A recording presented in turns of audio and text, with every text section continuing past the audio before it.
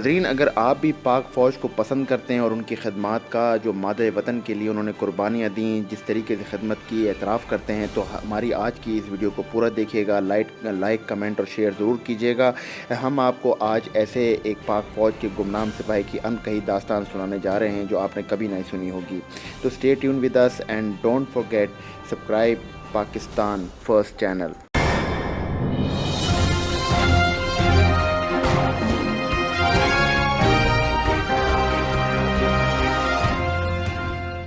بسم اللہ الرحمن الرحیم۔ السلام علیکم پاکستان، مہدی حسن حاضر ہے آج کی رپورٹ کے ساتھ۔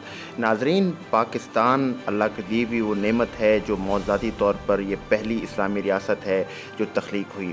اس کے رہبر بھی موضوعاتی طور پر اس کی رہبری کے لیے چنے گئے اور اس کے لیے ایسے ایسے ہیرے اللہ تعالیٰ نے پیدا کیے کہ جنہوں نے اس کی قسمت بدل کے رکھ دی۔ جی ہاں دوستو، میں ایک ایسی ہی عیسائی پاکستانی فوجی کی بات کر رہا ہوں جس کے گمنام کہانی آپ کو ضرور سننی چاہیے۔ یہ ویڈیو آخر تک ضرور دیکھیے گا۔ جو راولپنڈی میں پیدا ہوئے، 1965 میں انہوں نے پاک فوج جوائن کی۔ ان کی یونٹ 4 فرنٹیئر فورس تھی، پھر اس کے بعد 31 frontier force, 45 frontier force, 124 brigade, 14 division, director general logistic, اور انہوں نے 1971 میں جنگ میں بھی حصہ لیا اور بھارت کی ایسی کی تیسی کر ڈالی۔ ہلال امتیاز ملٹری، ڈائریکٹر فوجی فرٹیلائزر بن قاسم لمیٹڈ۔ جی ہاں دوستو، میں بات کر رہا ہوں ایک ایسی عیسائی فوجی کی جو لیفٹیننٹ جنرل کی پوسٹ تک گیا۔ اس کا نام ہے جولین پیٹر۔ یہ پہلے پاکستان کے واحد عیسائی پاک فوج کے سپاہی ہیں جو لیفٹیننٹ جنرل کی پوسٹ تک گئے۔ ان کی داستان کچھ اس طریقے سے شروع ہوتی ہے کہ ناظرین، میجر جولین پیٹر نے ہیلی میں ہندوستانی پیش قدمی کی مخالفت کی۔ نومبر کو تقریباً 1700 گھنٹوں پر دشمن کی 82 کی پوزیشن پر بھاری گولہ باری ہل ڈویژن توپ خانے نے شروع کر دی اور وقفے سے رات بھر جاری رہا۔ یہ اس علاقے میں ایک بڑی بھارتی کارروائی کا پیش خیمہ تھا۔ 22-23 نومبر کی رات تقریباً 1 بجے دشمن مردوں اور مادیوں سے بالاتر اور اس کے ساتھ ہر حکمت عملی سے فائدہ اٹھانا بلکہ میں روش کا الزام لگا، جہاں میجر اب retired lieutenant general Julian Peter کے زیر انتظام ڈی کمپنی تھی۔ بٹالین کا حملہ ڈی کمپنی کے دائیں فارورڈ پلٹون پر ہوا جس کی کمانڈ سیکنڈ لیفٹیننٹ اور اب ریٹائرڈ بریگیڈیئر محمد سلیم خان ستارہ جرأت کر رہے تھے۔ پلٹون عزم کے ساتھ نکلی اور بٹالین حملے کو کامیابی کے ساتھ پسپا کر دیا۔ تاہم دوسرا حملہ جو 1:30 بجے آیا، ایک تازہ بٹالین نے اس سے بھی زیادہ قرارداد کے ساتھ شروع کیا۔ دشمن کی ناقابل شکست قوت کے ساتھ آگے آلموسٹ فوجیں تقریباً بڑھ گئیں۔ میدان جنگ میں انسانیت کا ایک موزق بن گیا جو انسانیت کی جنگ میں بند تھا۔ الگ تھلگ اور گھیرے جانے پر بھی پلٹون مذمت کرتا رہا۔ وہ ایک کے بعد ایک گر پڑے، بلا شبہ ایک عدد و شمار سے کہیں زیادہ برتر دشمن سے لڑتے رہے، لیکن کسی بھی حملے میں انہوں نے عاجزی اور ان کا بہتر حصہ نہیں لینے دیا۔ اس لڑائی کے دوران ہی بہادر حوالدار آصف خان تمغہ جرأت اپنے حصے کے ساتھ آنے اور پلٹون کی پوزیشن کے آس پاس دشمن پر الزام لگایا اور کامیابی کے ساتھ دشمن کو پیچھے ہٹا دیا۔ بعد میں اسٹاف کو ہاتھ سے لڑائی میں مصروف ہونے کے دوران شہید کر دیا گیا۔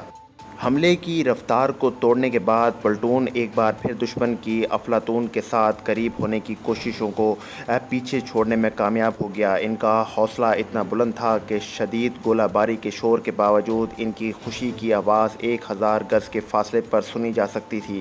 تیسرا بٹالین حملہ 23 نومبر کو 6:30 بجے ہوا، لیکن دشمن کی سراسر مایوسی کو انہوں نے فوج کی اس لاش کو پہلے کی طرح عزم پایا۔ دشمن کو ایک بار پھر ان کی پٹریوں میں روک دیا گیا اور حملہ مکمل طور پر نکل گیا۔ صبح ہوتے ہی پلٹون کے کمانڈر کیپٹن متفی میجر مشتاق احمد کو 20 افراد کے ساتھ سلیم کے پلٹون سے رابطہ کرنے اور ان کی تقویت کے لیے بھیجا گیا۔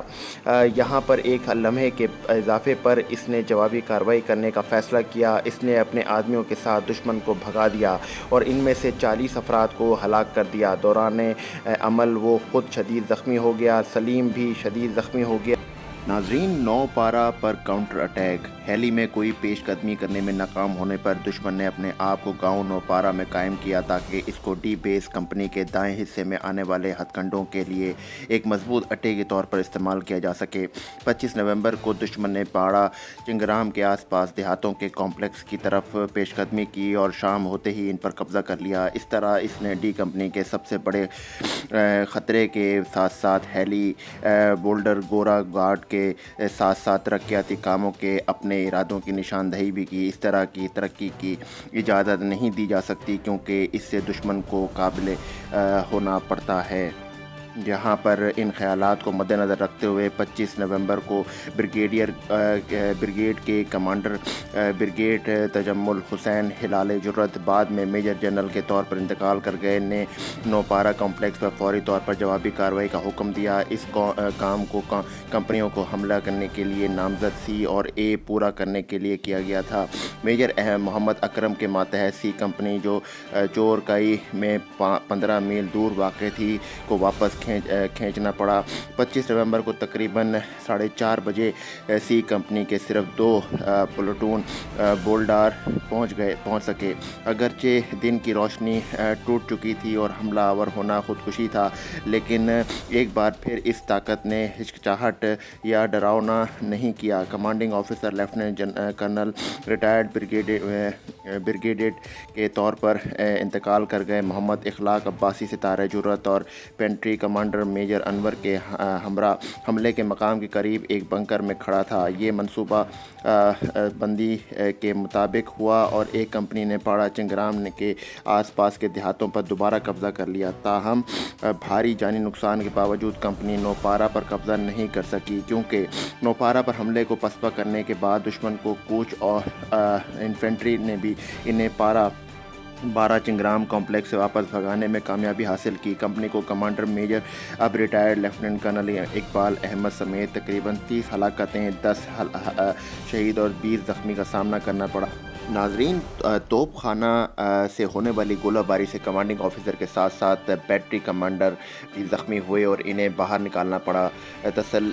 तसली मामूली इलाके में दिफाई पोजीशन संभालने के लिए एक कंपनी को वापस खींच लिया गया, जबकि इसी कंपनी को इलाके चोरकई में अपनी इब्तदाई पोजीशन पर वापस आने का हुक्म दिया गया। ताहम दुश्मन चोरकई नवाबगंज की तरफ बढ़ने की किसी भी कोशिश को नाकाम बना सके, ये सुनकर कमांडिंग ऑफिसर ज़ख्मी हो गया और इन्हें निकाला गया। लेफ्टिनेंट कर्नल अब रिटायर्ड ब्रिगेडियर मुमताज़ मलिक, साबिक कमांडिंग ऑफिसर और फिर हेड क्वार्टर इंस्टेंट कमांडर के अमले में खदमात अंजाम देने वाले ने बटालियन में शामिल होने के लिए रज़ाकाराना तौर पर काम किया। उन्होंने 27 नवंबर को इक़्तिदार संभाला और 7 दिसंबर तक कमान संभाले रखी।